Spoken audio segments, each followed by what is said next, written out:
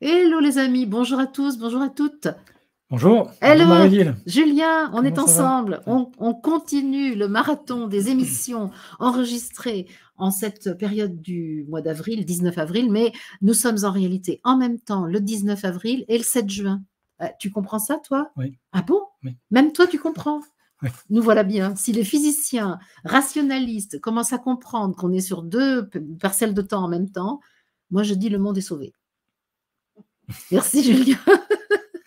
Ok. Alors, je pourrais introduire cette émission numéro 17 de notre grande série Sciences et physique, Sciences et conscience, physique et métaphysique avec toi Julien, et je pourrais l'intituler Notre-Dame, la Terre. Mais c'est pas comme ça que tu as dit, toi. Non, mais je te laisse Le côté faire mystique, la c'est pour côté moi. poésie et le côté Ouais. mystique. Donc, première émission d'une série de 4 qui va porter sur la physique de la Terre. Cette première va s'intéresser à la situation de la Terre dans l'univers et à son histoire. Je Comment a voulais, été créée. je voulais montrer la Terre.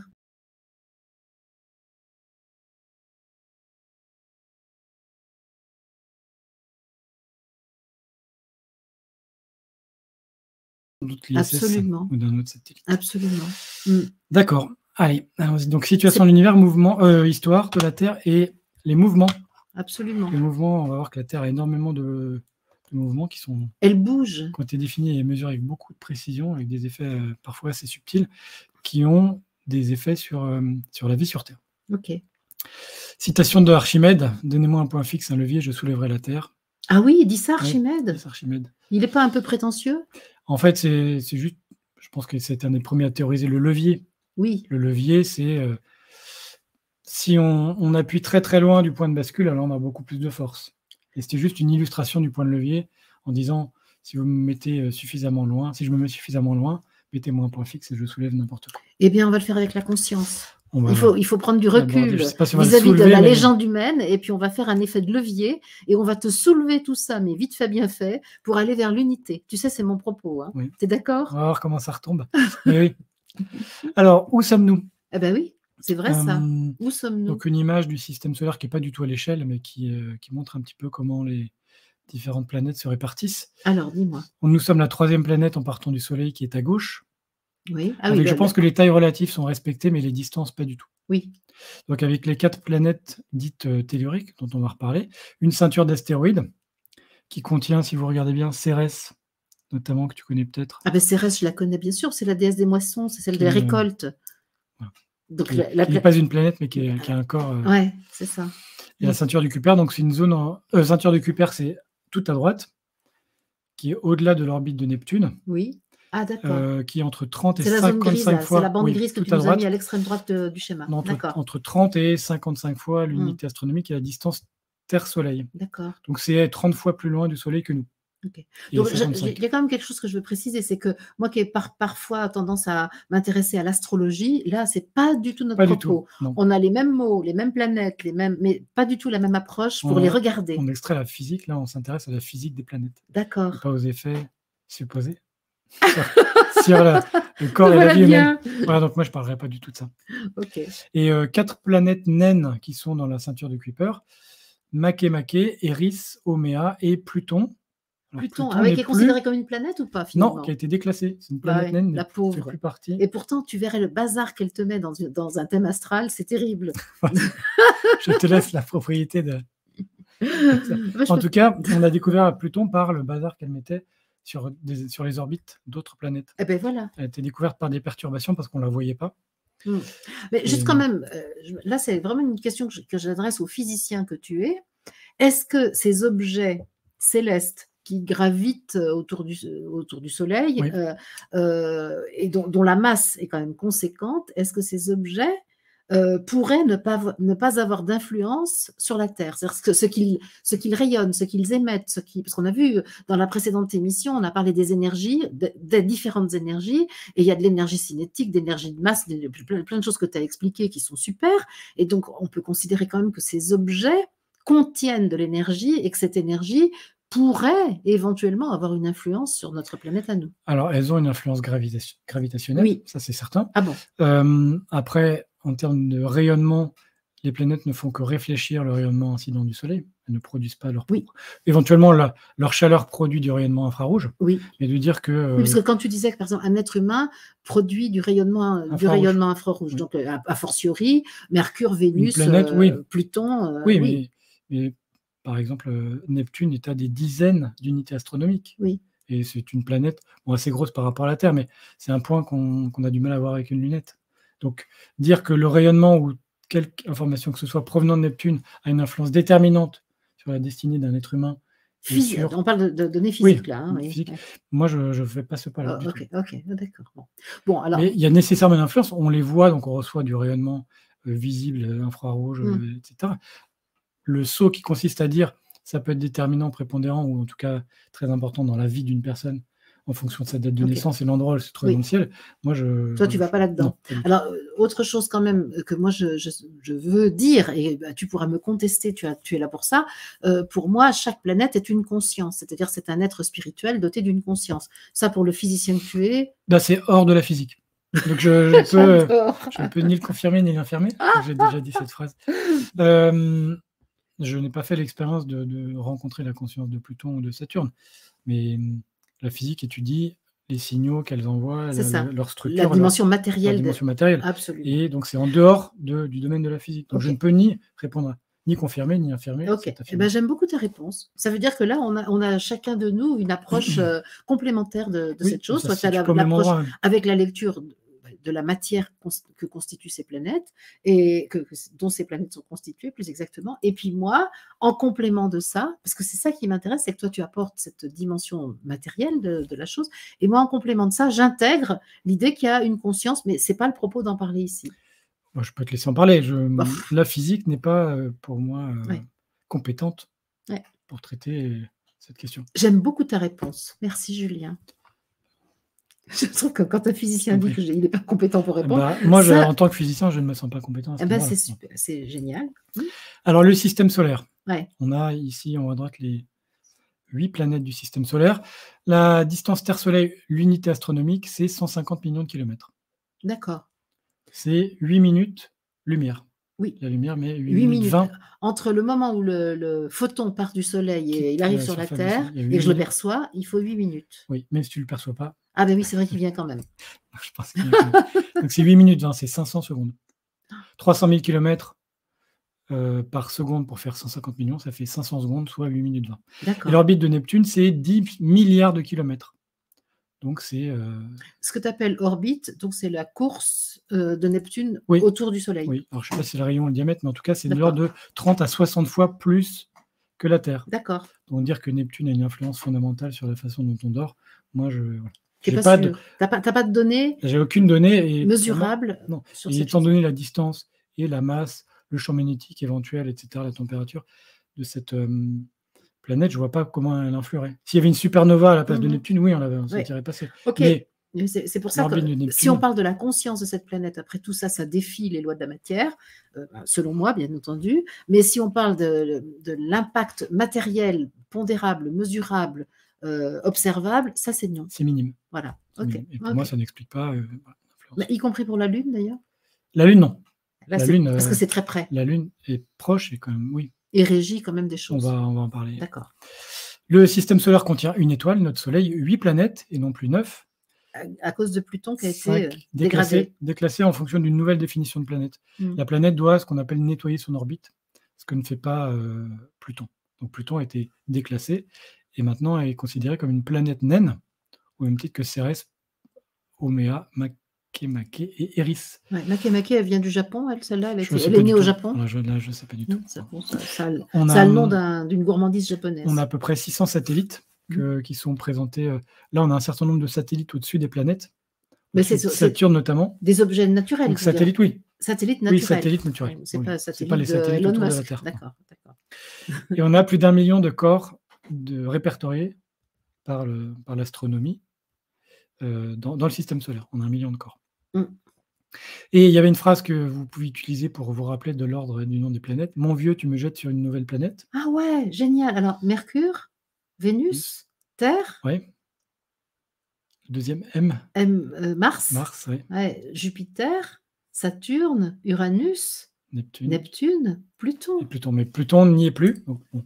Ouais. Rappelez-vous de la phrase, mais vous trouvez-en une autre. Mais Ah, mais c'était je sais une jamais phrase l'ordre. mnémotechnique. Bah oui, super. Mon vieux, tu me jettes sur une nouvelle planète. Voilà. En plus, très approprié.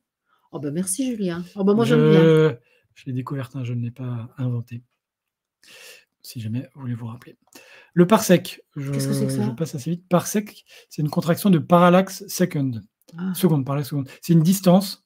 Parallaxe, c'est une manière de voir les choses, non? Alors, le parallaxe, c'est l'effet du changement de position de l'observateur. Si je me déplace, je ne vois plus un objet sous le même angle. Oui. C'est ce qu'on appelle le parallaxe. D'accord. Et le parsec, c'est la distance à laquelle vous allez voir le Soleil et la Terre distants de 1 seconde d'arc. Vous allez voir la Terre et le Soleil sous un angle très petit. Vous allez voir le Soleil et la Terre sera un angle d'1 seconde d'arc, donc très très petit par rapport au Soleil. D'accord. C'est-à-dire qu'il faut aller très loin. Je vous laisserai, je ne vais pas trop détailler, mais ça veut dire que le parsec, c'est une très grande distance. Oui. Imaginez la distance à laquelle il faut aller pour voir le Soleil et la Terre quasiment confondus à 1 seconde d'arc près. D'accord, ça y est, je comprends. 1 seconde d'arc, donc mais il faut 360 degrés. Il faut aller loin dans l'espace alors. Oui. Oui, d'accord. Le cadran total, c'est 360 degrés. Et 1 seconde d'arc, c'est 1/3600e de 1 degré. Oui. C'est vraiment donc très petit, donc il faut aller très loin. Et ça correspond à 3,2 années-lumière. 3,3 années-lumière. Retenez ça, je vous laisserai regarder un petit peu. C'est l'angle, c'est la distance à laquelle on voit la distance Terre-Soleil sous un angle d'1 seconde. D'accord, d'accord. Donc 3 années-lumière. Il y a des appareils qui sont capables de le faire, ça? On a envoyé dans l'espace des appareils qui sont capables de... 3 années-lumière, non. Non. C'est une définition, et ça va servir à définir des unités astronomiques. D'accord. Même plus que l'année-lumière par moment. L'année-lumière, c'est une distance parcourue par la lumière en un an, et un parsec, c'est 3,26. Mais juste, ça donne une interprétation géométrique. D'accord. En termes d'angle. Et notamment l'astronomie, et voilà, ça travaille en termes d'angle. Oui, avec les sextants et le repérage. Même en astrologie, ils travaillent comme ça aussi. Mais bon, Julien, je t'offense. Il y a une ancienne et une nouvelle définition qui sont très très proches. Voilà, je vous épargne les détails que vous aurez sur le document. Alors, où se situe la Terre dans l'univers? Oui, absolument. Nous sommes dans la Voie lactée? Oui, on va y venir. Oui. Alors, on a le système solaire, donc la Terre qui tourne autour du Soleil. Oui. Et ce système solaire en rouge, Solar System, est inclus dans ce qu'on appelle un nuage interstellaire local. C'est-à-dire qu'il y a des étoiles tout autour du Soleil. Et là, on est sur une distance d'à peu près 30 années-lumière. Oui. Donc, l'ordre de grandeur. Le système solaire, l'ordre de grandeur, c'est la Terre, c'est 8 minutes-lumière, l'autre, c'est 60. On va dire que c'est quelques heures-lumière pour aller du Soleil jusqu'à Pluton. Oui. Oui, d'accord. C'est l'amplitude, tu parles de l'amplitude. Oui. L'amplitude, là, d'accord. Donc, on est sur une distance de quelques heures-lumière, et là, on est sur une distance de 30 années-lumière. Donc, on a dézoomé quand même. Et c'est ce qu'on appelle le nuage stellaire local. Bon, vous reconnaîtrez peut-être des noms, il y a Altaïr notamment. Il y a tout un ensemble d'étoiles qu'on connaît. Donc ça, c'est les mêmes noms que ceux qui sont utilisés en astrologie pour parler des constellations. C'est plutôt l'astrologie qui utilise les noms donnés par la physique. Qui a commencé? Et juste au passage, ce qu'on appelle constellation en astrologie ou même en astronomie, c'est la projection. Ça ne veut pas dire que ce sont des étoiles proches qui sont liées entre elles. Oui, c'est ça, c'est ce qu'on projette. C'est un lien qu'on fait entre des étoiles qui sont parfois très éloignées en profondeur, en distance de nous. Mais on voit un personnage, projeté sur la voûte céleste, on a l'impression qu'elles sont côte à côte, alors qu'elles peuvent être en profondeur très très distantes. Oui, c'est ça. Oui, j'ai beaucoup observé Orion, par exemple, il y a quelques jours, là, dans le désert. Bon, c'est vrai qu'on voit facilement une figure apparaître, mais on est bien clair que c'est une projection sur la voûte céleste. Ça, c'est sûr. C'est une image humaine. On perd la troisième dimension. C'est ça. Bon, peut-être d'autres noms que vous connaîtriez, Pégase. Bon, il y a tout un ensemble. Aldébaran. Aldébaran, bien sûr. Du Taureau, il me semble. Oui, c'est ça. Antares, j'imagine qu'on voit Antares. Oui, sans doute, ou alors elles sont plus loin. Oui, c'est ça. On n'a pas ici toutes les étoiles des constellations. Oui, c'est ça. Elles peuvent être un petit peu plus loin. Ouais. Ok. C'est juste pour donner une idée. Voilà, on est là, c'est 30 années-lumière. Donc déjà, on a dézoomé beaucoup. Le système solaire, de cette distance, on le voit petit. Comme là, on est à 10 parsecs, on voit la Terre et le Soleil distants de 1/10 de seconde. On est 10 fois plus loin. Donc vraiment, ils sont quasiment confondus. On est d'accord, ça, c'est des images d'artistes. Hein? Oui. Oui, on n'avait envoyé aucun objet à 30 années-lumière. La sonde la plus lointaine a crois que c'est la sonde Pioneer, a à peu près quitté le système solaire. Ah oui. Voilà, on en est là. Elle est partie il y a des dizaines d'années. Ah oui, elle prend son temps. Oui, non, mais non, elle va très très vite. Elle est Les arrivée à distances sont destination telles.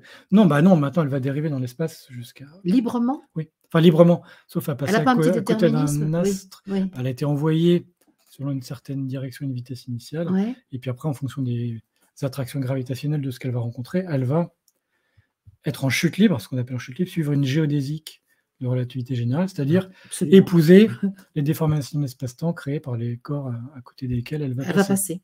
Ok. Je Mais crois que j'ai à peu près compris. l'influence prépondérante du Soleil s'étend sur, il me semble, une certaine distance autour de. Va bien au-delà du système solaire. D'accord. Bien au-delà du système solaire, on a une influence prépondérante gravitationnelle du Soleil. Ah oui. Voilà, si vous êtes à 10 fois plus loin que Pluton ou que Neptune, vous êtes encore sous l'influence gravitationnelle prépondérante du Soleil. Mais vous n'êtes D'accord. plus vraiment dans le système solaire. D'accord. De notre Soleil. Hein. Oui. Tu parles de Oui. celui qui est notre centre. Oui. Alors la Voie lactée, Ah voilà. un diamètre de 30 000 parsecs, donc 100 000 années-lumière. Ouais. C'est-à-dire que si vous voulez, la lumière met 100 000 ans pour aller d'un bord à l'autre. Heureusement qu'on est éternel, hein, parce que sinon on ne verra jamais le bout de ça. Non. Donc, c'est bien une image d'artiste, on ne peut pas sortir de la galaxie pour la prendre en photo. Par contre, en bas, dans le ciel, on peut voir sa tronche. Mais oui, on voit quand même la Voie lactée. On voit la tronche, mais on ne peut pas la voir de l'extérieur, bah oui, parce qu'on est dedans. Ah oui, on est dans le disque. Sûr. Nous sommes à 26 000 années-lumière du centre, donc à peu près la moitié du rayon. Ouais, d'accord. 100 000 années-lumière de diamètre, 50 000 de rayon, et on est à la moitié. 200 à 400 milliards d'étoiles. Et on estime à 100 milliards de planètes. Ah bon? Il y aurait moins de planètes que de soleils? Oui. Oui, toutes les étoiles n'ont pas un système stellaire. Toutes les étoiles ne sont pas le centre d'un système solaire? D'accord. Un système stellaire pour le coup. Stellaire. Mais non. D'accord, ok. Non. La situation du système solaire est probablement un facteur très important dans l'émergence et le développement de la vie. Pourquoi? On n'est pas fou quand même. Parce que l'orbite du système solaire autour du centre de la galaxie est quasiment circulaire. Ah oui. Et elle a quasiment la même vitesse de rotation que les bras spiraux. C'est quoi les bras spiraux? Et ce sont les bras que tu vois, les spirales, les formes de bras. C'est-à-dire qu'en gros, on est à peu près immobile dans le bras. D'accord. Ça nous évite de traverser des bras et des zones qui pourraient être perturbées, soit en météorites, soit en étoiles, etc. D'accord. Donc on traverse rarement les bras de la galaxie. Oh, galaxie, prends-moi dans tes bras. Non. Ah, ça, je ne connais pas. Non, je l'invente. Et ce qui fait que. C'est très inspirant aujourd'hui. Ouais, j'en suis ravi. Bras en spirale qui peuvent abriter beaucoup de supernovas. Rappelez-vous des explosions d'étoiles qui peuvent être dangereuses en termes de rayonnement, d'instabilité. On avait vu les supernovas quand tu avais parlé dans l'émission. Numéro 13. Ah ben voilà. Sur la vie et la mort d'une étoile. Absolument. C'était la 13. Et une supernova trop proche de la Terre pourrait éteindre la vie. Donc, en fait, la Terre est un équilibre fragile. On peut dire c'est solide, c'est des milliers de degrés, il y a des volcans, etc. Mais à l'échelle de l'univers, de l'intensité, de la violence des phénomènes stellaires, la Terre pourrait être balayée. C'est un miracle alors qu'on soit là. Bah, je te laisse le mot miracle, mais effectivement, il faut une conjonction d'un certain nombre de facteurs qui vont des constantes fondamentales de la physique, qui est l'attraction d'un électron par un noyau, les charges élémentaires, les intensités des attractions, des forces, et jusqu'à la situation de la Terre dans le système solaire, oui. Il y a toute une conjonction. Moi, comme je suis persuadée que la conscience humaine, l'entité spirituelle humanité a créé tout cela, je dis on a fait exactement ce qu'il fallait pour que l'expérience puisse avoir lieu. Sinon, elle n'aurait pas pu avoir lieu. Hein, c'est une hypothèse. Après, c'est la question de l'intention. Ben oui, bien sûr. De l'intelligence créatrice, qui, encore une fois, sort du domaine de la physique, mais qui est très, très intéressant. Moi, je trouve que ce que tu dis, justement, m'amène à confirmer mon hypothèse. Moi, ça m'a amené à me poser les questions, en tout cas, en disant. Oui, quand même. Comment ça tient debout, cette conjonction de facteurs qui font que. Ça peut pas être ce que certains scientifiques désignent hasard quand ils ne savent pas quoi répondre à leurs questions. Ça peut, mais je. Bon, j'ai dit que j'en parlerai pas trop. Avec quelques photos de la Voie lactée. Alors, c'est des photos, je pense, en vraie couleur, mais avec des temps de pause très longs. Et notamment en bas, vous avez une fresque qui montre la Voie lactée à 360 degrés. Donc, ils ont pris des photos dans les deux hémisphères. Et après, ils ont recollé les photos. D'accord. Donc, vous pourriez imprimer et recoller les morceaux de droite et de gauche et vous auriez la vision tout autour de la Terre. D'accord. Et voilà, la Voie lactée, on voit bien une espèce de ligne qui représente le disque, Oui, et puis le centre galactique, le bulbe ouais, d'accord, qu'on voit au milieu qui fait D'accord. un renflement. d'accord. Donc on peut voir la tranche, mais on ne peut pas la voir de l'extérieur parce qu'il faudrait faire Des plusieurs dizaines ou centaines de milliers d'années-lumière voilà, pour la voir, de déplacement. de déplacement. Et nous ne savons pas le faire. Non. En tout cas, pas Sauf avec des objets. avec la métrique d'Alcubierre qu'on a vu Ah oui, on a vu ça. l'émission sur la thermodynamique. Donc la 14. Avec une métrique, solution de l'équation d'Einstein, qui permettrait de plier l'espace-temps pour aller plus vite que la lumière. Ok, Qui reste assez hypothétique, on s'occupe de ça qui demain. est une solution mathématique de l'équation d'Einstein, mais qui reste, en termes techniques, assez hypothétique. C'est ça. Comment tu dis ça s'appelle comment déjà quand c'est de la pensée là comment tu le dis ça? Une expérience de pensée. Oui, c'est ça, une expérience de pensée. Alors là, c'est une solution mathématique à l'équation d'Einstein. D'accord, Ça va au-delà de l'expérience de pensée. d'accord. Le groupe local. Donc là, on a tout un ensemble de galaxies. Là, on est sur le groupe local de galaxies, avec des ordres de grandeur de 10 millions d'années-lumière. Alors ça veut dire notre galaxie se situe dans un amas de galaxies. Oui, dans un groupe groupe local. D'accord. Et oui, je repasse avant. On a une vitesse de 200 km par seconde à peu près par rapport Qui ont alors attends. la Terre. La Terre. Le système solaire a une Oui. vitesse de 200 km par seconde par rapport au centre de la galaxie. D'accord. Et j'en ai peut-être oublié un. Non, j'ai pas mis la vitesse de la Terre autour du Soleil. C'est plusieurs kilomètres par seconde également. Oui, c'est ça. On croit kilomètres par seconde autour du Soleil. Oui. Et plusieurs centaines de kilomètres par seconde autour de la Voie lactée. Oui. Et dans le groupe local, on se déplace également à 65 km par seconde. Non, mais on n'arrête pas de bouger en fait. Hein. Ah, oui. Tout est en mouvement permanent. Ça dépend du référentiel. Et je nage dans le mouvement de la vie. Par rapport à quel référentiel? Donc c'est le référentiel de l'émission numéro 7, référentiel galiléen. On mesure toujours la vitesse par rapport à un point fixe. Ouais. Donc là, c'est la vitesse que nous avons vers le centre du groupe local. Donc là, on peut dire que c'est la galaxie elle-même qui se déplace vers le centre du groupe local. Okay. 65, c'est moins que les 200 de tout à l'heure. Et on est sur 2 ordres de grandeur de distance 100 fois supérieur. On était à 100 000, on passe à 10 millions d'années-lumière. Okay. Donc on a 10 zoomés encore en facteur 100. D'accord. Donc là, on a des distances, 10 millions d'années-lumière. Et comment on a capté les informations là? Parce qu'il n'y a pas de lunettes pour voir ça. On mesure la direction et avec d'autres techniques, on mesure la distance. Donc ça permet de recréer une carte en 3D. La direction donne les deux angles, un peu comme latitude, longitude, on sait que c'est par là. Et la distance permet de le modéliser en 3D. Okay. Je vois qu'il y a de l'Andromède partout là. Andromède 1, Andromède 2, Andromède 3. Sagittaire, Sculpteur, Formax. Les grands et petits nuages de Magellan. Ah oui. Par exemple, on les voit. Ils font partie du groupe local, c'est-à-dire que ce sont des galaxies un peu voisines. D'accord, ok. Et oui, Andromède, galaxie. Il y a plusieurs galaxies d'Andromède. C'est possible là, vraiment. Si. Je m'étais renseignée parce que ça m'intéressait. Ça, je ne connais pas bien. Le super amas de la Vierge. Ah. Donc là, on fait encore un facteur 10. On passe à 100 millions d'années. On s'éloigne encore. Ouais. Oui, on était à 10, on passe à 100. Ouais. Et là, on a une vitesse de 600 km par seconde. Waouh, c'est incroyable. Ouais. Donc chaque seconde, le système solaire avec lui la Terre, la galaxie avec le système solaire avec lui la Terre. Tout l'ensemble. 600 km par seconde. C'est incroyable.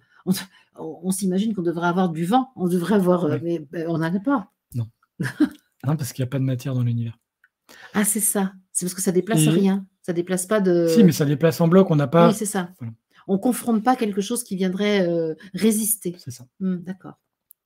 C'est pas comme si vous sortez la main par la fenêtre de votre voiture sur l'autoroute. Là, on rencontre de l'air, mais là, il n'y a rien à rencontrer. C'est ça. C'est l'espace interstellaire vide. D'accord. Et cette super amas de la Vierge a donné son nom à l'expérience Virgo. Oui. L'expérience de détection des ondes gravitationnelles sur laquelle j'ai fait ma thèse. Il y a une mission qui est prête, qui sortira un jour là-dessus aussi. Très bien. On pensait pouvoir détecter des signaux jusqu'à cette distance-là, jusqu'à 30 mégaparsecs, 100 millions d'années-lumière. D'accord. On s'est dit, étant donné la technologie qu'on va mettre en œuvre, on va avoir une sensibilité du détecteur qui permet des détections à jusqu'à 100 millions d'années-lumière. Tu as dû t'amuser pour cette thèse? Pas tous les jours, mais oui. Tu as transpiré? Oui. Le super amas local. Donc là, on fait encore un dézoom d'un facteur 5. On passe de 100 à 500 millions d'années-lumière. Et là, il y a peut-être des noms que vous allez connaître. Super cluster, donc ce sont les super amas. Là, le super amas du Lion, Ursa Major, donc la grande ours. La grande ours, ben oui, c'est ça. Donc on a encore dézoomé 500 millions d'années-lumière. Le Capricornus. Ah bah oui, je le connais, le Voilà. Capricornus. Mais là, je ne sais pas. Là, on est sur des superamas de galaxies. On n'est Oui, pas c'est sur une ça. étoile. On n'est pas sur une constellation. On n'est pas sur une étoile qui se remet du C'est ça, Capricorne. On est c'est sur un ça. superamas de galaxies. D'accord, c'est ça. Et Oh là! encore en dézoom, l'univers observable. Oui. Donc, l'univers observable, la définition, c'est ce qui est observable et mesurable. Mais ce qu'on peut mesurer et observer est soumis à la finitude de la vitesse de la lumière, qui est une vitesse limite. Oui. Donc, tout ce qui est au-delà de ce qu'on appelle l'horizon cosmologique ne peut pas être observé ni influencer ce qu'on observe ici. D'accord. Ce qui est plus loin que... Donc, le rayon de l'univers visible est une année-lumière plus grand chaque année, parce qu'il s'agrandit. Ah, c'est donc cette fameuse expansion? Ah non, c'est différent, c'est l'univers observable, c'est tous les ans. Oui. Aujourd'hui, tous les ans, tu as laissé une année de plus à la lumière pour arriver. Donc, elle peut arriver d'un peu plus loin, le temps qu'elle arrive. Si tu attends plus longtemps, oui. Elle a le temps de venir de plus loin. D'accord. Donc, chaque fois que tu attends un an de plus, si elle était partie une année-lumière plus loin, eh ben, elle va arriver. D'accord. Donc, il s'agrandit, cet univers observable. Ce qui n'est pas la taille de l'univers lui-même. D'accord, c'est ce que je peux observer de lui, qui devient... Ah, mais je comprends, ça y est. Parce que je suis le point fixe, on va dire, je suis le point fixe qui observe, oui. Et donc je peux emmagasiner plus d'informations de mon point fixe. Oui, parce que l'univers observable augmente oui. à chaque seconde d'une seconde lumière. C'est-à-dire à chaque seconde, il permet à plus d'informations. Tout ce qui est dans la seconde lumière supplémentaire d'arriver jusqu'à nous. Oui, ça y est, je crois que j'ai à peu près compris. Et donc, je vais essayer de le reformuler différemment. Aujourd'hui, donc la taille de l'univers observable, c'est 13,8 milliards d'années. Oui. C'est-à-dire qu'aujourd'hui, on voit des objets qui ont 13,8 milliards d'années. On voit la lumière émise par les objets il y a 13,8 milliards d'années. Donc ça, c'est l'horizon observable. Mais ceux qui ont émis cette lumière il y a 13 milliards d'années, depuis le temps, ils ont bougé. Oui.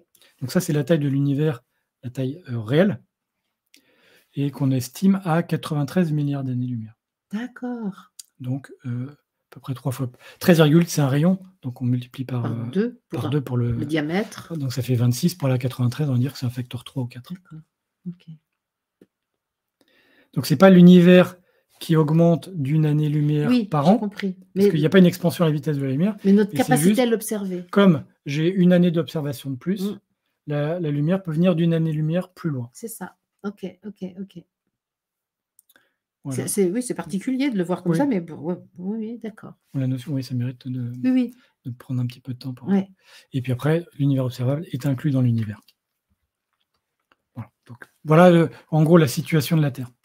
Ok. Donc quand on dit je suis immobile, je prends le soleil à la plage, je ne fais rien, je suis immobile, ça dépend par rapport à quoi on parle. Ben oui, c'est vrai que je suis immobile sur l'endroit où je me suis placée. Mais l'endroit où je me suis placée, lui, bouge. Voilà. Toujours une question de référentiel. C'est ça. Par rapport à la référentiel de ma serviette sur la plage, je suis immobile, mais elle-même, tout un ensemble de mouvements. Et comme ça ne crée pas de résistance à l'air, ce déplacement, eh bien, je ne le sens pas. Oui. Et donc, Et comme c'est un mouvement rectiligne, en mouvement circulaire, on le sent. Il y a ce qu'on appelle la force de Coriolis. Ah, oui. On peut sentir ce qu'on appelle des forces d'entraînement, une accélération d'entraînement due. Mais comment tu peux le sentir dans le corps? Dans le corps, non. Mais par exemple, le sens de rotation des dépressions est lié à l'hémisphère, est lié à la force de Coriolis. Bon, la légende que l'eau tombe un qui se vide à gauche, ça c'est faux parce que, selon l'hémisphère, parce que la force n'est pas suffisante. D'accord. Mais c'est suffisant pour influer sur le sens de rotation des dépressions. Donc, oui, ce que tu dis, c'est que quand on fait couler de l'eau d'un récipient vers un siphon, on dit qu'à l'hémisphère nord, c'est extrogir ou lévogir, je ne sais plus. Enfin, bon. Je sais plus. Enfin, je ne sais pas non plus, c'est faux. Oui, c'est ça, c'est faux. C'était contrôlé. Et si on fait c'est un coup l'un, un coup l'autre. Mais parce que pour l'eau, c'est pas assez fort pour décider. Mais pour les systèmes météorologiques comme les dépressions, alors oui. Ah, d'accord. De... L'eau du robinet, c'est pas assez fort. Une grosse dépression qui vient de la météo, ça marche. La force de Coriolis est suffisante pour la faire vraiment tourner. Tourner dans un sens plutôt que dans un autre, selon l'hémisphère. Donc on peut voir des effets d'un mouvement de rotation, un mouvement circulaire uniforme. On est en rotation à peu près uniforme et on peut voir des effets. On ne le sent pas nous dans notre corps, mais on peut mesurer des effets. Je reparlerai. Ok. Comment s'est formé ce système solaire? Oui. Il s'est formé il y a 4,6 milliards d'années. C'est pareil, tu t'en souviens, toi? Oui. Tu étais là? J'étais déjà là. Ah ouais, ça y est, tu l'avoues. C'était donc toi. C'est une blague. Effondrement gravitationnel d'une petite partie d'un nuage de gaz et de poussière géant. Ouais. Donc, Il y avait un c'était gros ce qu'on appelait nuage. une nébuleuse qui faisait Ouais. 10 000 unités astronomiques, donc 10 Mmh. 000 fois plus gros que Mmh. la distance Terre-Soleil. Mmh. Et une partie de ce nuage s'est effondrée sur elle-même via la force gravitationnelle, Oui. l'attraction de Newton. Et on était à l'intérieur d'un amas stellaire à proximité de supernova. On voit Ça me que fait bailler, dis donc. ouais, les éléments qui sont plus lourds que le fer ont nécessairement été créés par une supernova. Ça, on en a parlé. D'accord. Donc, quand vous trouvez de l'uranium sur Terre ou de l'or, etc., ça a été formé dans une supernova. D'accord. Donc, nous sommes une deuxième génération. Oui. Le Soleil est une étoile de deuxième génération. Il y a C'est-à-dire eu qu'avant, il y a autre des chose étoiles avant. qui ont vécu tout le cycle, qui ont explosé en supernova, et ce qui fait que nous, on a pu récupérer des éléments D'accord. plus lourds que le fer. D'accord. Les étoiles sur la séquence principale peuvent fabriquer jusqu'à du fer, qui est l'élément le plus stable, mais au-delà, il faut des supernovas. OK. Le Soleil a concentré la plus grande partie de ce nuage, Oui. et le reste a formé ce qu'on appelle un disque protoplanétaire. Et vous avez à droite un exemple de HL Tauri, une jeune masse stellaire qu'on voit au centre, avec tout un disque protoplanétaire. Donc ça, c'est c'est un système stellaire en formation. OK. Qu'on peut voir, enfin qui est loin d'ici, mais il y a des systèmes stellaires qui sont en formation en ce moment même. D'accord, en stage. En Oui. train de En s'élaborer. cours oui. Et puis dans la nébuleuse d'Orion, vous avez à gauche un certain nombre de disques protoplanétaires. OK. Donc c'est un nuage. La gravitation le rapproche sur lui-même. Il y a une concentration d'une partie qui forme l'étoile centrale, et puis après le reste, il y a des mécanismes que je vais détailler un petit peu, vont s'aplatir et s'agréger sous forme de planètes. OK. La nébuleuse planétaire, il y avait un excédent entre 0,1% et 10% de la masse solaire. Oui. Donc, autour du Soleil restait à peu près entre 0 et 10% de la masse solaire. Et la gravité ainsi que la pression des gaz et les champs magnétiques présents vont entraîner un aplatissement de cette nébuleuse. D'accord. Nébuleuse, c'est un nuage. Oui. Et les phénomènes physiques internes, alors je n'ai pas tous les détails, mais la pression et les champs magnétiques vont faire que ça va s'aplatir. D'accord. Et, comme un disque. Comme un disque protoplanétaire. Mmh. Et c'est ce qu'on appelle un modèle de formation par accrétion. D'accord. C'est-à-dire, il y a des agglomérations, des chocs, d'ailleurs D'accord. aussi des morceaux, c'est pas que du gaz, mais des petits morceaux, qui vont s'agréger, se choquer, D'accord. et former ce qu'on appelle des planétésimaux. C'est des embryons de planètes. D'accord. Et à terme va se former très vite, à l'échelle de l'univers, c'est-à-dire en 20 millions d'années, en même temps que les autres planètes. Du système solaire. Oui. D'accord. Oui. Et sa composition est assez particulière en raison d'un certain nombre de facteurs. La force centrifuge. Force centrifuge, c'est-à-dire la rotation. Fait qu'il y a une centrifuge, c'est ce qui fuge vers l'extérieur. Ouais, qui fuit le centre. Contrairement à la centripète qui vient vers le centre. Oui. Donc les éléments plus lourds du nuage. Oui, donc ça, c'est la force centrifuge au niveau du disque protoplanétaire. Okay. Donc on va nous récupérer des éléments qui sont plus lourds qu'au centre. Donc le Soleil, Soleil, c'est hélium-hydrogène. Et puis après, dans les planètes suivantes, on a des éléments plus lourds qui ont été... ça te fait bailler? Ça me fait bailler, mais c'est parce que tu m'emmènes dans les sphères, là. Qui ont été poussés vers les couches extérieures. D'accord. Il y a une température élevée oui. De la Terre. Donc l'hydrogène et l'hélium, plus on chauffe un gaz, oui. on a vu ça dans chaleur et énergie, plus on chauffe un gaz, plus la vitesse de ces molécules augmente. Oui, ça je me souviens très bien. Très, très et donc bien. plus on le chauffe, ça frotte. Et plus l'hydrogène et l'hélium notamment étaient chauds, et ont pu s'échapper de l'attraction gravitationnelle. C'est ça. C'est-à-dire, on appelle ça dépasser la vitesse de libération. Wow. Ça, j'en reparlerai quand on fera une émission sur l'atmosphère. Vitesse de libération, c'est la vitesse qu'il faut avoir pour s'échapper de l'attraction gravitationnelle d'un objet.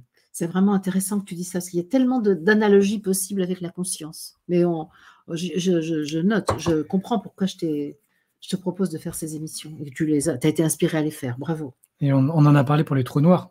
Oui. La vitesse de libération est égale à la vitesse de la lumière, à partir d'un moment. Donc, c'est-à-dire que même la lumière ne peut plus s'en échapper. C'est ça. Et là, on est sur des vitesses de quelques centaines ou kilomètres par seconde. Donc, ce sont des vitesses plus raisonnables. Donc, l'hydrogène et l'hélium, au début, sont moins restés autour de la proto-Terre.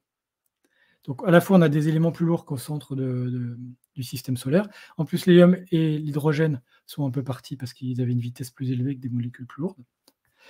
On n'a pas de champ magnétique au début. Ah oui. Donc, les vents protosolaires, le Soleil émettait quand même des bouffées de particules d'énergie, des éruptions solaires, des vents solaires. C'est des tempêtes solaires. Donc ça a aussi enlevé un certain nombre d'éléments, Mmh. comme quand tu souffles sur un pissenlit. Ça l'a a balayé. exactement, balayé. Et donc, ça fait que la Terre a une composition très, très différente de la composition moyenne de l'univers.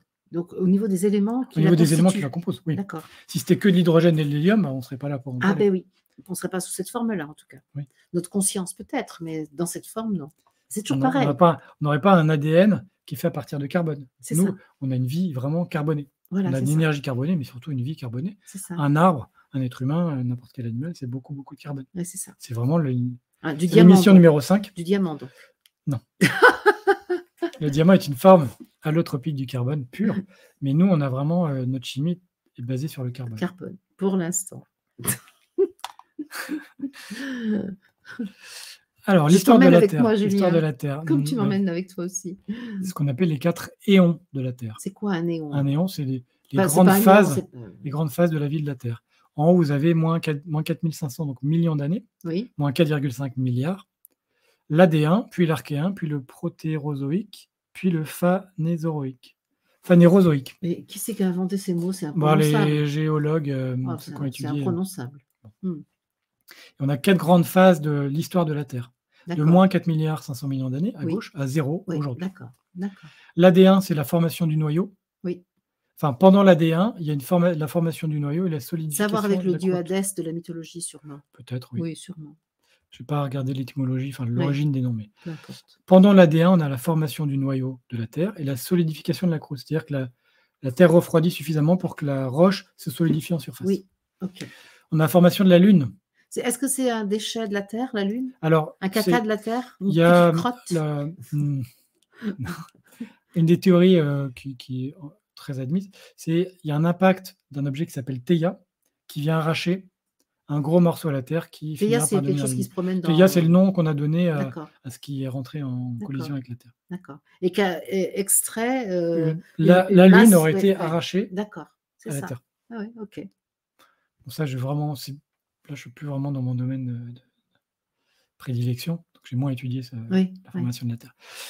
Moins 4,2 milliards d'années, formation des océans, donc liquéfaction de l'eau. L'eau était quoi? De la trop chaude, vapeur? oui, elle était trop chaude pour c'est ça. Donc, tout à coup, elle se densifie Oui, et elle donne on a de un nuage l'eau protoplanétaire qui est très chaud. Ouais. Donc, on a déjà de l'hydrogène et de l'oxygène. Tac, tac, tac, ça se rend... c'est en nuage. Et puis, tout à coup, Il y a des réactions. Bon, après, je ne connais pas donc, l'hydrogène et l'oxygène ont réagi, formé de l'eau qui était en vapeur jusqu'à une certaine température. C'est ça. Et en dessous de 100 degrés sous une atmosphère, mais bon, est-ce que c'était vraiment la pression d'une atmosphère? On ne sait pas. À partir de certaines conditions, l'eau prend une forme liquide plutôt que gazeuse. Donc GA, c'est giga-années, c'est milliards d'années. Giga 10 puissance 9 milliards. Moins 4 milliards d'années, un grand bombardement tardif. C'est-à-dire que la Terre a été soumise à tout un ensemble de météorites, dont certaines ont vaporisé tout ou partie des océans, tellement il y avait d'énergie. D'accord. Donc, moins 4 milliards d'années, il y a eu un passé assez mouvementé de la Terre. L'Archéen, moins 4 milliards,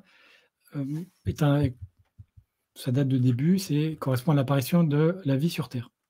Alors ça veut dire quoi, ça? Ben, on va voir. La vie, c'est-à-dire d'autres formes de vie que la planète. Je vais te montrer, oui. Enfin, je vais détailler. Moins 3,5 milliards d'années, les océans refroidissent jusqu'à atteindre 70 degrés. D'accord. Donc, tu vois, c'était quand même chaud. C'est liquide, mais c'est chaud. Ouais. Et on a des réactions chimiques qui peuvent se catalyser entre elles. C'est-à-dire qu'il y a une espèce... je dis qu'il n'y a pas de limite franche entre la vie et ce qu'on appelle les systèmes autocatalytiques. C'est-à-dire que ce sont des réactions chimiques, une molécule qui se crée à partir d'autres et qui elle-même va influencer les autres. Bon, alors, j'ai quand même une question. Je sais que tu vas y venir, mais peut-être je te la pose maintenant. Quand tu dis la vie apparaît sur Terre, ça veut dire que tu considères que ce qui s'est passé avant, dans la formation de la Terre, le fait de passer du gaz, enfin de la vapeur à l'eau, par exemple, etc., tout ce qui s'est agrégé, tu considères que ça, c'est pas le fruit de la vie? Pas la vie telle que... Alors, c'est pas moi qui effectue ces catégorisations, mais la vie... Bon, on va peut-être voir un peu la définition, mais non, l'agrégation des nuages sous l'effet des forces fondamentales de la nature n'est dans cette classification pas considérée comme de la vie. Ok, d'accord. Les forces en jeu ne sont pas des considérées molécules comme qui sont soumises aux forces, aux quatre forces de la nature. D'accord. Alors que là, nous y sommes soumis, nous avons un libre arbitre. nous avons une capacité d'action Oui, tout à fait. volontaire. Tout à fait. Et après, qu'est-ce que la volonté? Et la limite n'est pas franche entre ce qu'on appelle un système autocatalytique, Oui, donc des molécules qui peuvent interagir entre elles, oui. et ce qu'on appelle la Sans vie. vie. Ouais, c'est ça. Et ce qu'on appelle la vie. Ah, Par exemple, la date d'apparition de la première cellule est inconnue. On pourrait dire la vie, c'est la première cellule, mais on ne sait Ah pas. Entre des molécules qui réagissent entre elles et la première cellule, c'est-à-dire que ça va se fermer, définir un extérieur, un intérieur. Et ça, visiblement, ok. la date n'est pas bien connue. Ok. Eh ben, tant mieux. Mais après, ça, oui, ça pose la question de la définition de la vie. Comme Oui, c'est ça. qu'est-ce qu'on appelle l'énergie, qu'est-ce qu'on appelle la vie? Exactement. Exactement. Et c'est c'est intéressant ces questions-là, justement. C'est une histoire de convention, d'une Oui, certaine c'est ça. Et un système assez stable et robuste pour assurer une reproduction suffisamment fidèle dans des conditions environnementales plus variées est qualifié d'autopoïétique. On a déjà vu le mot poïétique. Tout à l'heure, oui. Ouais. C'est sur la négantropie, Oui, c'est ça. l'autopoïèse. C'est C'est-à-dire ça. que la capacité à se maintenir et se reproduire malgré une variation des conditions Ok. extérieures. Ok. C'est une capacité à maintenir l'agence sur laquelle nous le bas. Ok. Donc la vie, entre guillemets, Oui. commence et se répand en quelques centaines à milliers d'années. C'est-à-dire que c'est à partir du moment où ça apparaît, il y a une prolifération assez rapide. Ouais. Donc les caractéristiques essentielles de la vie, donc une délimitation. Ah, c'est ça. Une C'est ce membrane qui cellulaire. définirait la vie selon la méthode, Oui. dont, le cadre de référence de Oui. la science officielle. Oui, mais même, bon, c'est pas très franc, il n'y a pas de limite très tranchée. Eh ben, j'espère bien, hein. J'espère bien, parce que justement, alors juste, je vais dire mon petit couplet, parce que dire que la vie apparaît à un moment voudrait dire qu'avant, il n'y a pas de vie. Et ça donne du crédit à l'idée qu'il y a de la coupure entre la conscience qui crée la manifestation et la manifestation elle-même. Oui. Et ça, moi, je suis défavorable à cette hypothèse. Oui, je comprends. Parce que mon expérience de l'unité me fait acter qu'il n'y a jamais de moment où il n'y a pas de vie. Mais ça, c'est mon expérience à moi. Oui. Et Après, c'est une question de définition. Oui, aussi. voilà, Oui. c'est ça. Mais en tout cas, ce qui est intéressant, c'est que quand on dit que je comprends maintenant pourquoi dans la légende humaine, on dit qu'il y a une coupure, parce qu'on dit que la vie apparaît à un moment. Et en Oui. fait, pour moi, cette manifestation, qu'est la galaxie, la Terre, le machin, c'est forcément une manifestation de la vie. Mais donc la science ne dit pas Oui, ça. après, Je comprends. qu'est-ce qu'on appelle la vie? Mais je comprends. Je comprends. Mais ça m'éclaire beaucoup, Julien, merci. Oui. Parce que ça m'éclaire vraiment sur cette idée de la coupure et de la culpabilité qui va derrière. C'est génial. Ok. Les caractéristiques essentielles, sinon de la vie, en tout cas des systèmes autopoïétiques, c'est délimité. Appelons-le système autopoïétique, je ne peux pas le C'est contester. beaucoup plus simple. T'as raison. Surtout, je ne peux pas le contester. Il y a un extérieur et un intérieur. Voilà. C'est la négantropie. Et c'est ça. Et c'est la dualité, tu vois bien. Intérieur-extérieur, Ouais. ça y est, c'est la dualité. C'est génial. Je savais qu'on avait quelque chose à faire ensemble. Et réplication, la capacité à se reproduire à travers notamment, pour nous, c'est l'ADN, Ouais. et le métabolisme, c'est-à-dire la capacité à maintenir sa vie, à se maintenir. L'homéostasie, à maintenir l'homéostasie. Oui, le métabolisme, c'est plutôt l'énergie. Oui. C'est là de pouvoir absorber des éléments qui vont permettre de poursuivre tous ces processus. Oui, de prélever sur l'environnement et d'en synthétiser quelque chose. Synthétiser, et puis d'avoir l'énergie, bon, pour le coup, le mot est un peu... Et de pouvoir poursuivre l'opération. Attention au mot que tu emploies. Oui. Non, là, c'est bon. Métabolisme, la capacité à tirer son énergie de l'extérieur. Oui, c'est ça. Avec la délimitation qui est liée à la négantropie qu'on a vue sur l'émission 14 de la... Négantropie, donc ce qui contrecarre la tendance au désordre. C'est ça. Négantropie de l'émission sur la thermodynamique, la 14. Exactement. Où on a parlé voilà d'entropie et de négantropie. Ça, c'est l'archéen. L'archéen. Première. On a le protérozoïque. Et ces trois éons que sont l'AD1, l'archéen et le protérozoïque forment ce qu'on appelle le super-éon du précambrien.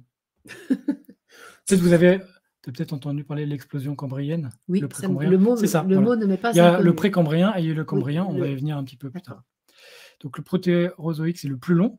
Il dure près de 2 milliards d'années. C'est la moitié de la vie de la Terre. D'accord. Il voit le taux d'oxygène dans l'air augmenter.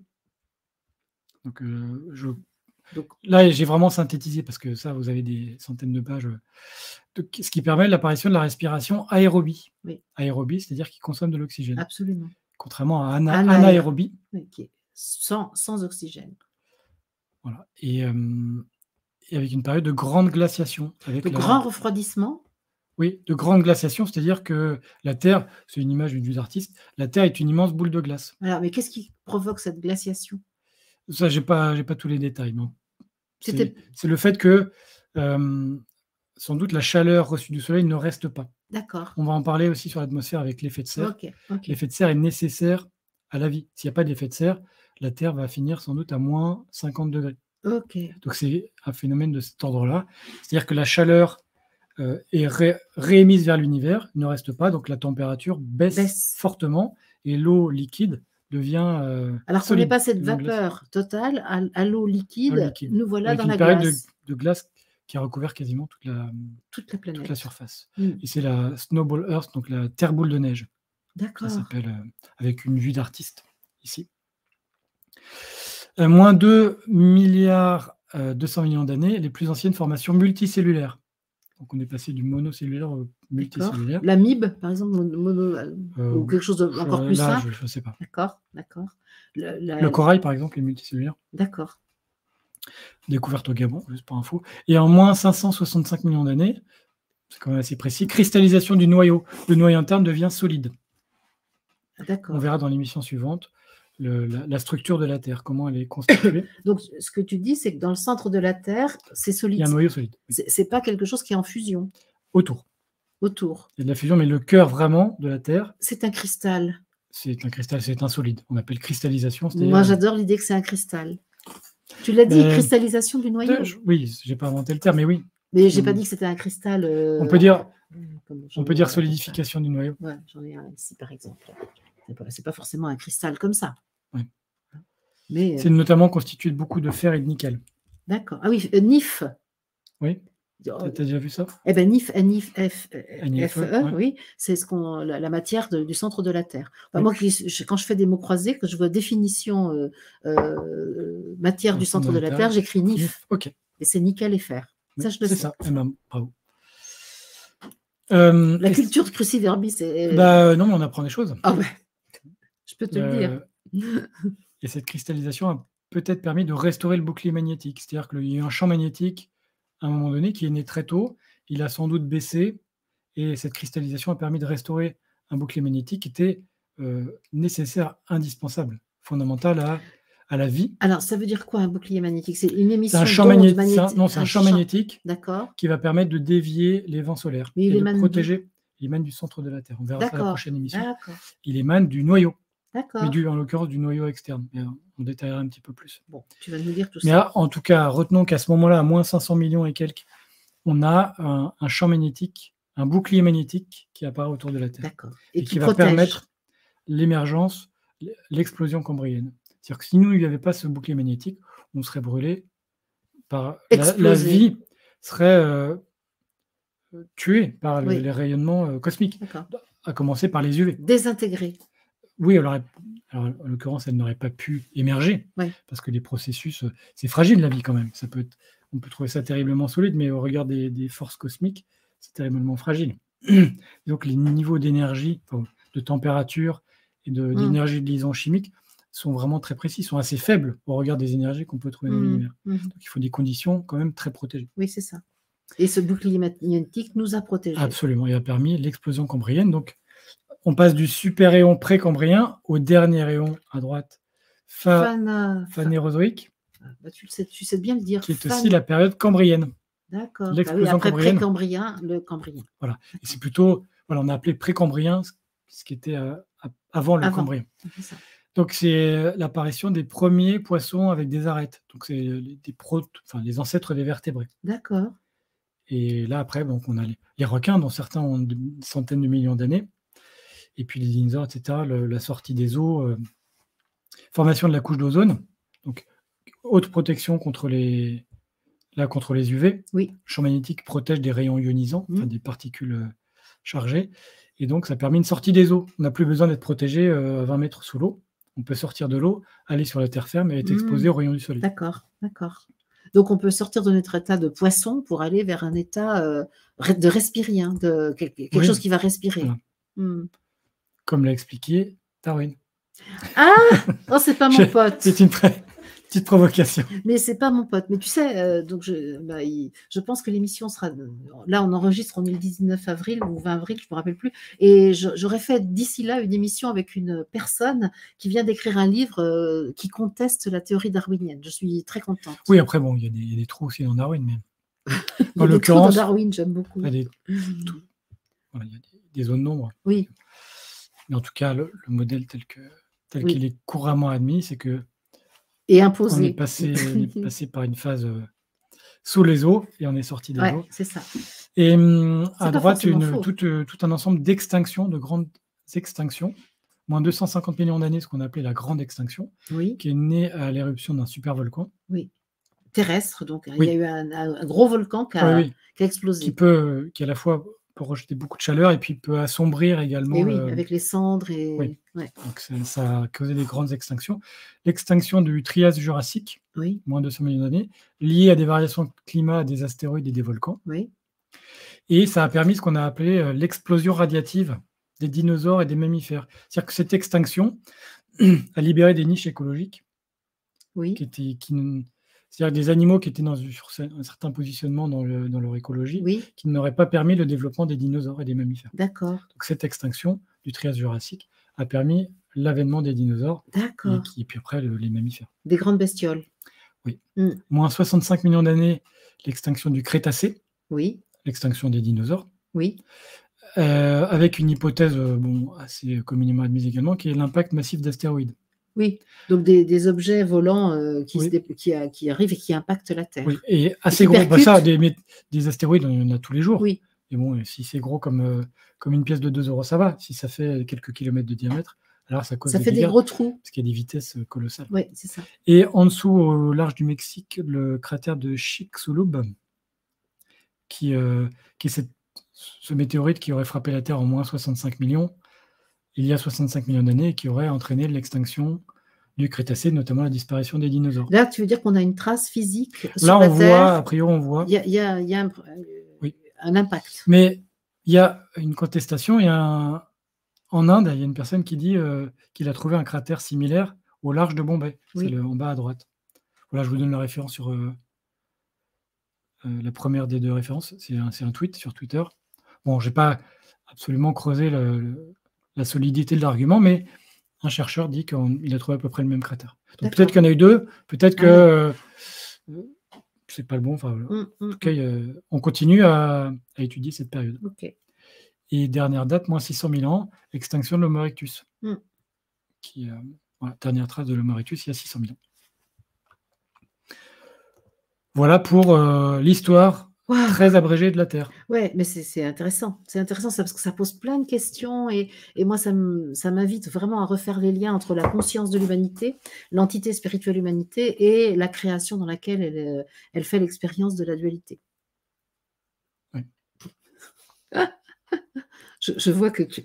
Non, pardon, j'étais en train de penser à la suite. Oui, vas-y. Je te laisse aller vers la suite alors. Mais effectivement, ça pose des questions sur la définition, Oui. sur le... Qu'est-ce qu'on retient? Alors, la Terre est en rotation. Oui. Rotation avec un S. Elle a plusieurs rotations. La première, c'est une rotation sur elle-même. Voilà. Elle tourne sur elle-même en 23h56 minutes 4 secondes. Pas tout à fait 24 heures. Non. 24 heures, c'est la durée que met le Soleil à revenir à la même position. D'accord. Donc, on a une composition de la Terre qui tourne sur elle-même et qui tourne un peu autour du Soleil. Mais est-ce que c'est à cause de son axe penché? Non, ça c'est autre chose. C'est du fait que, comme elle tourne autour du Soleil, oui. Elle n'a pas besoin d'aller jusqu'au bout. Quand elle a tourné un peu, le Soleil s'est un peu décalé. C'est-à-dire que le fait que le Soleil, au bout de 24 heures, revienne dans le ciel, est lié à 23h56 de rotation de la Terre, et puis un petit déplacement de la Terre par rapport au Soleil, qui change un peu le parallaxe. D'accord. Donc la Terre tourne sur elle-même en 23h56. Mais un jour qui marque le trajet apparent du Soleil dans le ciel, lui, il dure 24 heures. D'accord. Bon, là, je ne suis pas sûre d'avoir bien compris, mais ce n'est pas grave, c'est parce que c'est ma limite. Je le refais. La Terre tourne sur elle-même en 23h56 minutes. Oui. Sauf que pendant ces 23h56 minutes, elle a un peu fait le tour du Soleil aussi. Oui, parce qu'elle a une petite fraction. Oui.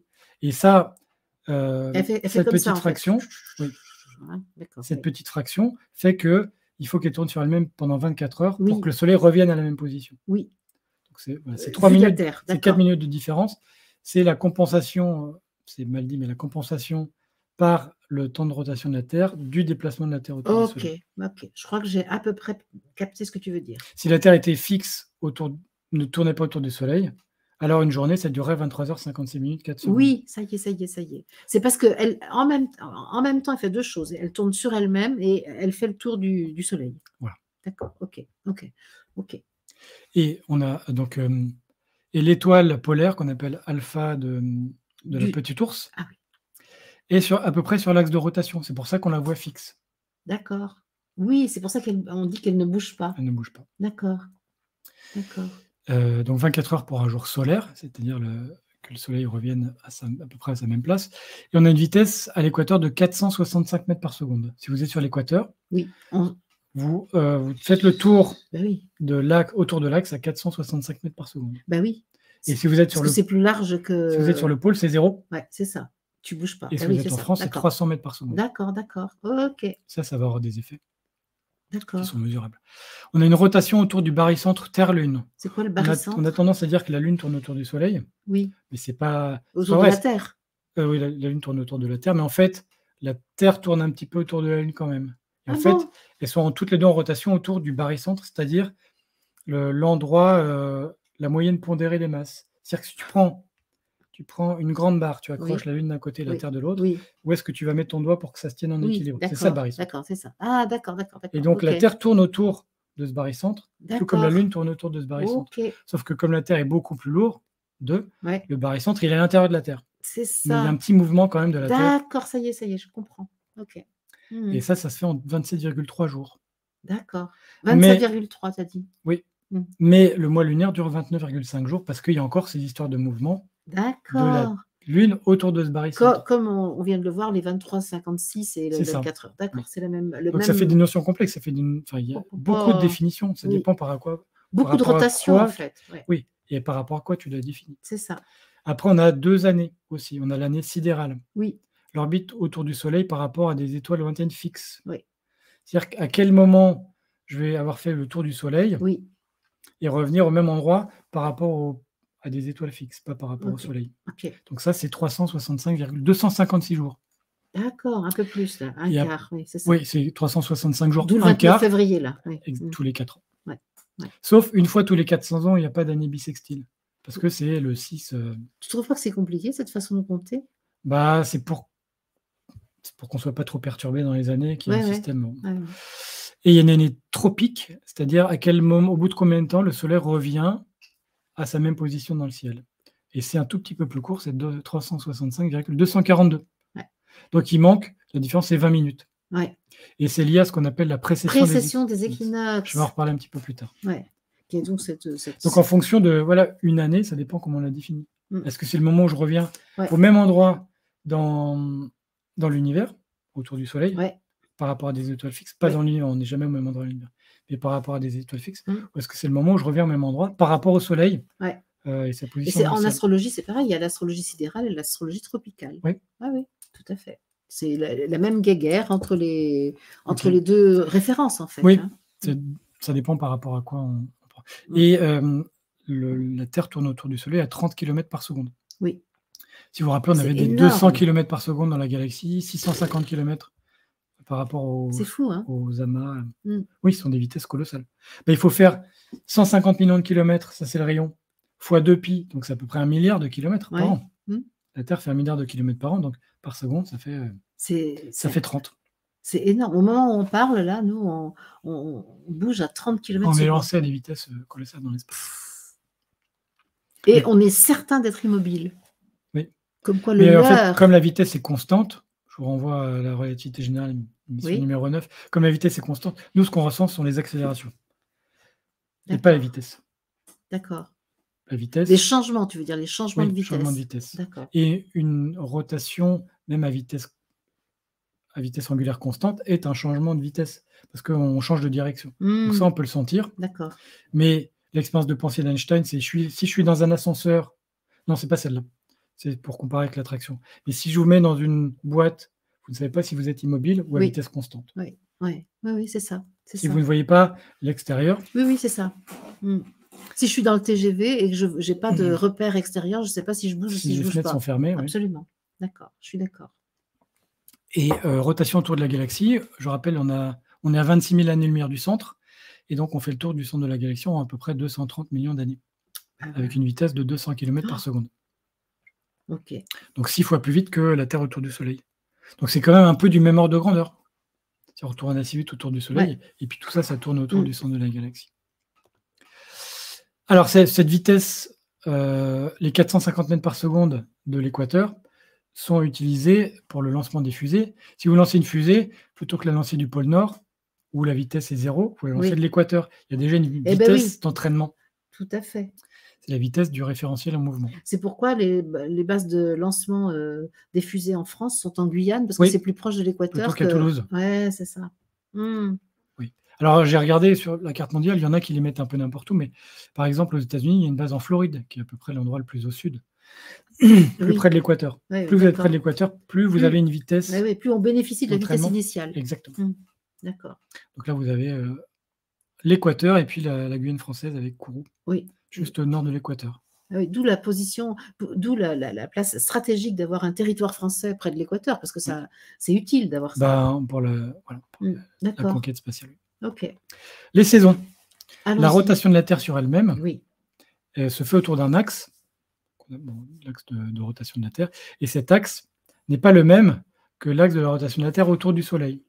Oui, c'est ça. La Terre tourne autour du Soleil en étant dans un plan qu'on appelle le plan de l'écliptique. Oui.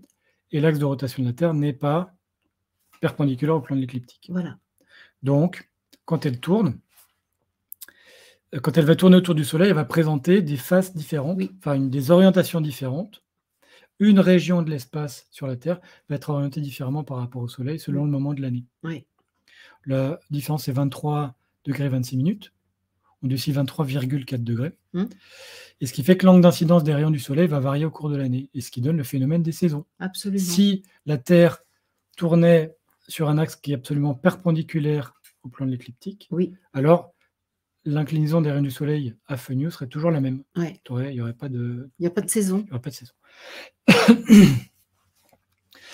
Et quand c'est l'été en hémisphère nord, en fait, la Terre est au plus loin du Soleil. Oui. La Terre n'a pas une trajectoire absolument circulaire, elle a une trajectoire elliptique. Exactement. Et cette ellipse l'amène un peu plus loin du Soleil, parfois un peu plus proche.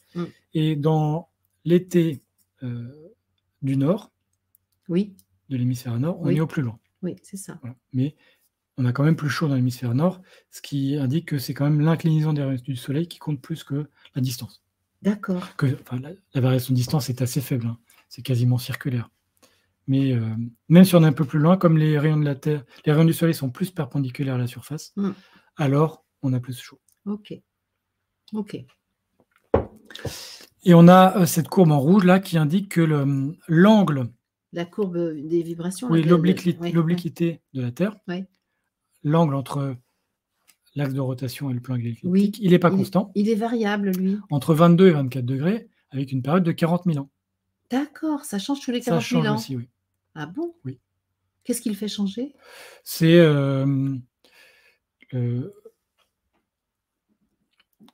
l'influence gravitationnelle du Soleil. La Terre, on verra. J'aurais pas dû poser la question. C'est un peu en avance. En fait. La Terre n'est pas sphérique.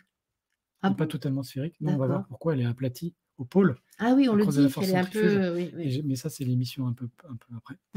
Et donc, elle subit des forces gravitationnelles du Soleil et de la Lune qui ne sont pas constantes et qui vont petit à petit la faire pencher dans un sens et dans l'autre.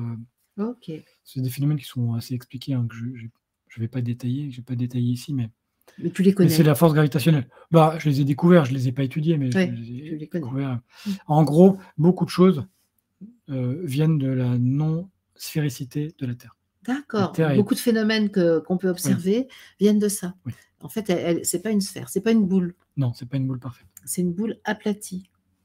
Légèrement, on va voir. C'est léger, mais suffisant pour ça a néanmoins des effets très très importants. D'accord, Et ça va être important, l'obliquité de la Terre, parce que ça a une influence sur les climats. Quand vous avez quand vous êtes penché de 24% de 22, ça peut paraître faible, mais l'orientation des rayons Oui. du soleil fait que ça Oui. va avoir des influences sur le climat. Ok. La précession des équinoxes. Ben ouais, Qu'est-ce que c'est que ça? Ça, on en parle beaucoup aussi en Bon. astrologie. Hein. Donc la Terre ne tourne pas de façon fixe autour d'un axe, Oui. elle tourne un peu comme une toupie. Oui, c'est ça. C'est-à-dire que son axe de rotation va décrire un cône dans le ciel avec cet angle de 23,4 degrés. C'est ça. Cet angle qu'on appelle la déclinaison, qui varie, mais en ce moment c'est 23,4 degrés. Et donc la Terre va tourner autour d'elle-même, mais son axe va faire comme une espèce de phare dans le ciel. C'est ça. Et comme une toupie. Oui. Pour ceux qui n'ont pas vu le film de Christopher Nolan, Inception, c'est un film très intéressant. Et l'image de fin, c'est une toupie. D'accord. Donc on voit une toupie, quand vraiment elle est très rapide, elle est assez droite, mais au bout d'un moment, quand elle ralentit un peu, on voit l'axe de rotation. On le voit, une toupie, quand on la fait tourner comme ça, ça fait ça, oui. Donc Elle penche. C'est ce qu'on appelle la précession. D'accord. Et c'est lié au fait que l'attraction du Soleil et de la Lune n'est pas uniforme, à cause du bourrelet équatorial de la Terre. Le bourrelet équatorial de la Terre. C'est pas très élégant, mais la Terre est un peu plus large à l'équateur qu'au pôle. D'accord. Et donc... elle a mangé trop de couscous. Voilà. Et donc, elle subit un effet de précession qui a une période de 26 000 ans. C'est-à-dire que la Terre met 26 000 ans, l'axe de rotation de la Terre met 26 000 ans à faire un tour comme ça sur lui-même. Ouais. Et après, sur 40 000 ans, en plus, cet axe, cette inclinaison varie. Donc ça fait des grandes complexités qu'on ne sent pas du tout au jour le jour, mais sur des grandes périodes de centaines de milliers d'années, de millions d'années, sur des périodes géologiques, ça fait des influences très majeures sur le climat, sur le développement de la vie, etc. Et oui, sur la modification des températures, etc. Alors, s'il y a précession des équinoxes, c'est que l'axe de rotation de la Terre ne pointe pas toujours dans la même direction. Oui. En ce moment, il pointe vers l'étoile polaire. Oui, mais ça va changer. Ça va changer. Dans 2000 ans, on sera sur Eraille. Vous voyez que là, il y a un cercle. Ce cercle-là, qui est aujourd'hui, passe par Polaris, à plus 2000, donc c'est 2000 ans, c'est maintenant. Polaris, c'est l'étoile polaire. C'est l'étoile polaire. Oui, dans 2000 ans, on sera à 4 plus 4000, et on est sur Eraille. D'accord. Donc, on pointera sur une autre étoile. C'est-à-dire que l'axe de rotation de la Terre pointera sur une autre étoile. Donc, c'est cette étoile qui nous apparaîtra fixe dans le ciel, parce qu'elle est alignée avec l'axe de rotation. Mais on dit beaucoup, justement, dans les légendes un peu spirituelles, là, que l'axe de rotation de la Terre peut changer d'un moment à l'autre. Alors, brutalement, je ne vois pas comment. D'accord. Mais il change absolument tous les jours de fraction infime. Oui, c'est ça. Mais s'il change de 5 degrés en un jour, ça va faire bizarre. Hein, ça va faire très bizarre. Ouais. Parce qu'il y a l'histoire aussi des pôles magnétiques et des pôles géographiques. On en parlera plus tard aussi. Ah bon, d'accord, très bien. Pour dire qu'il faut écouter les prochaines émissions. Oui, mais j'ai essayé de couvrir une grande partie, mais il a fallu 4 émissions. J'étais parti sur une émission, et puis au fur et à mesure, je me suis dit non, il en faut 2, 3, 4. Très bien. Parce qu'il y a beaucoup de... En plus, le sujet, moi, me passionne. Beaucoup de phénomènes à l'œuvre. Et dans 12 000 ans, on sera sur Vega. Vega. Qu'on voit en bas de l'écran, là, plus 14 000 ans. Oui. Plus 14 000 par rapport à l'an 0. Alpha de la Lyre, c'est quand même très joli, le nom. Ou Gamma de Céphée, pour Eraille. Ouais. Et donc, l'étoile polaire n'est pas du tout la seule éternelle. Référence. Oui. Le fait, en tant qu'étoile fixe, n'est pas éternel. C'est ça. Il ne faut pas s'attacher à l'étoile polaire, les amis. Il faut accepter qu'on sera fixé sur d'autres. Polaris, oui. On l'appelle polaire, oui, mais même polaire, c'est trompeur. On l'appelle l'étoile polaire, mais elle ne sera pas toujours alignée avec les pôles. Et oui, c'est ça. C'est ça. Et moi, j'aime beaucoup Vega, que je capte la conscience de Vega de temps en temps. Chut, il ne faut pas le dire aux physiciens. La responsabilité, mais en tout cas, dans 12 000 ans, Vega sera notre étoile polaire. Eh bien, ça ne m'étonne pas. J'ai 12 000 ans d'avance, moi. C'est tout simplement ça.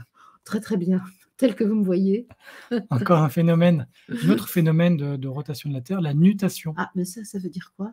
C'est-à-dire que non seulement l'axe de rotation de la Terre décrit un cercle, mais en plus, il y a des petites oscillations rouges autour de ce cercle vert. Ce n'est pas un cercle linéaire. Voilà, le cercle vert, c'est la projection de l'axe de rotation de la Terre, donc la précession des équinoxes, le P. Non, il est bleu d'ailleurs. R en vert, c'est l'axe de rotation. En P, c'est le faisceau que balaye l'axe de rotation, donc c'est la précession. Et autour de ce cercle bleu, il y a des petits cercles qu'on appelle la nutation, qui est également due à l'attraction gravitationnelle du Soleil et de la Lune sur une Terre non sphérique, et y compris des autres planètes à hauteur de 2%. Donc oui, Pluton, Neptune et Saturne influencent, mais à hauteur de 2% de la nutation. Donc bon, reconnaissons que c'est quand même pas bouleversant à Oui. l'échelle d'une vie humaine. Mais une mutation, c'est le fait que ça fasse quoi? C'est ce petit mouvement. L'axe de rotation de la Terre va faire une précession sur une période de 26 000 ans, Oui, et autour de ça, elle fait des petits cercles, d'accord, tout en faisant un grand cercle. d'accord, Des petits cercles autour de la position d'équilibre. d'accord. C'est ce qu'on voit, le N. Vous voyez les oscillations rouges autour Oui, du cercle bleu, c'est ouais, ça la c'est nutation. ça, c'est ça. Donc ça s'appelle comme ça. Donc la précession n'est pas juste une belle précession propre, Oui, c'est ça. comme ça, enfin propre. C'est ça. Elle oscille encore à un niveau inférieur. Ouais. C'est toujours la même chose en fait. Il y a toujours un mouvement, on veut dire, sur soi-même, en même temps ça décrit un trajet. Oui, on a D'accord, plusieurs d'accord, mouvements imbriqués, enfin les uns d'accord. autour des autres. Ok, Découverte en 1748 par James Bradley, on va en reparler, oui, et ça s'ajoute à la précession. James Bradley qui fut le premier à confirmer expérimentalement que la Terre tournait autour du Soleil à travers des observations stellaires. Il a regardé les d'accord. étoiles, il a dit: je confirme que. Oui, alors qu'effectivement, quand on regarde le soleil se lever ou se coucher, on a vraiment l'impression que c'est le soleil qui bouge. Oui, le premier élan Eh ben d'aller oui, au plus simple. ah oui, alors que c'est pas vrai. Là où après c'était plus délicat, c'est de refuser l'épreuve, comme l'a fait l'Église pendant Eh ben c'est ça. des années, des décennies, et de brûler des gens, même Ouais. les emprisonner, en refusant la preuve Oui. qui avait été apportée. Oui. Mais effectivement, la parcimonie des hypothèses, c'est de dire: je vois le soleil bouger, c'est sans doute que c'est lui qui bouge. Mais c'est ça, c'est ça. C'est cette chose de se fier au sens de la vue qui peut parfois nous leurrer. Donc il faut première hypothèse, et puis après on la teste. Voilà. Et James Bradley qui affina la mesure de la vitesse de la lumière. Si vous regardez aujourd'hui, la vitesse de la lumière est une définition. Oui. Ça définit le mètre, parce qu'on Oui. a défini la seconde, mais Oui. avant c'était on mesurait, parce que le mètre, on connaissait le mètre et on mesurait la vitesse de la lumière. Oui. Donc lui, il a permis d'affiner la valeur. Et c'est la dernière, les cycles de Milankovitch. Tout ça, on en a déjà parlé. Donc 3 paramètres: l'excentricité de la trajectoire de la Terre autour du Soleil. Oui. Elle varie. Je crois que ça doit être 5%. Donc la Terre est excentrique, j'aime bien. Un peu. Et cette excentricité varie aussi en cours du temps. Ouais. Et on voit en bleu la troisième courbe que l'excentricité, en fonction de... On est sur 1 million d'années là. Ah oui. Aujourd'hui, c'est à gauche, 1 million d'années, c'est à droite. D'accord. Donc on voit que l'excentricité de la Terre varie, ouais.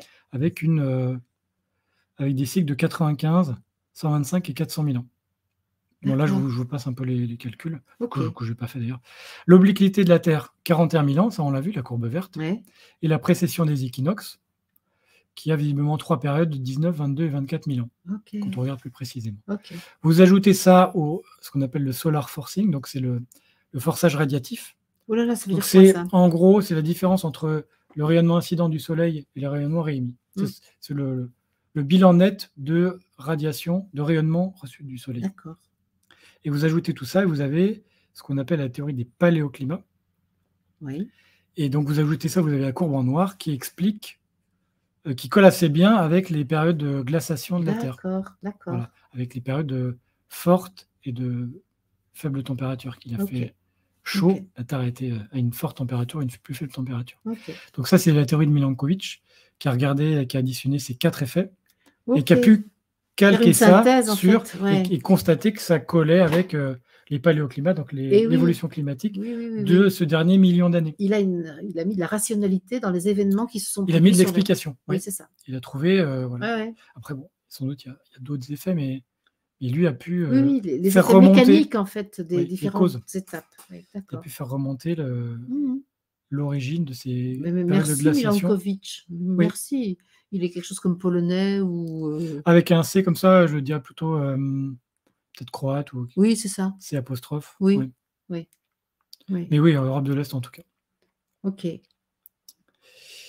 Nous voilà au bout de cette première émission. Donc, super. Comment la Terre s'est créée, où est-ce que se trouve l'univers et voilà, quels sont ces mouvements, parce qu'on va voir que c'est très important tous ces mouvements. C'est très intéressant d'avoir ces données observables. Calculé, très très bien. Merci Julien. Et donc il y a 4 épisodes, je crois. 4 épisodes, oui. Ouais. Le futur, ça sera sur la structure de la Terre. Oui. Comment elle est faite à l'intérieur. Voilà, les matériaux qui la composent. Oui, celle suivante sera sur la surface de la Terre, et la dernière sera sur l'atmosphère de la Terre. Waouh, super. Donc ça fait, il y a 4, bon là c'est une introduction, puis après il y a 3 domaines, l'intérieur, la surface et l'extérieur. Ok. Ça me paraissait cohérent de le faire comme ça. Eh bien, on va en apprendre des choses. Merci, Julien. Je t'en prie. Merci à vous. Alors, juste un petit détail, juste la petite anecdote qui va bien. On est donc le 19 avril 2023 quand on enregistre cette émission. Et puis demain 20 avril 2023, il y a une éclipse solaire. Qui va se produire de l'autre côté de la Terre. Voilà. La nuit pour nous, donc on ne le verra pas, mais oui. Voilà, absolument. Une éclipse qui consiste à vivre cette interposition de la Lune entre le Soleil et la Terre. Oui. Voilà. La Terre rentre dans l'ombre de la Lune. Voilà, c'est ça. C'est ça. On ne le verra pas ici, mais ça existe quand même. Et donc, évidemment, physiquement, tu t'en fiches parce que tu n'es pas impacté par la vue de ça. Non. Mais psychologiquement, spirituellement, les portes sont ouvertes, les amis. Je te laisse le mot de la fin. Allez, c'est ça. Je dirais simplement que la Lune, qui représente la non-conscience, vient s'interposer entre le rayonnement solaire qui, lui, est la conscience et l'expérience de la Terre. Alors, ça peut être une invitation à regarder nos zones d'ombre et nos zones d'inconscience. Ah, mais bravo, Julien, c'est toi qui le dis. C'est une invitation à regarder chez soi, je ne dis pas que... Absolument, absolument. Merci, Julien. J'adore ta conclusion. Merci beaucoup. À bientôt. À bientôt.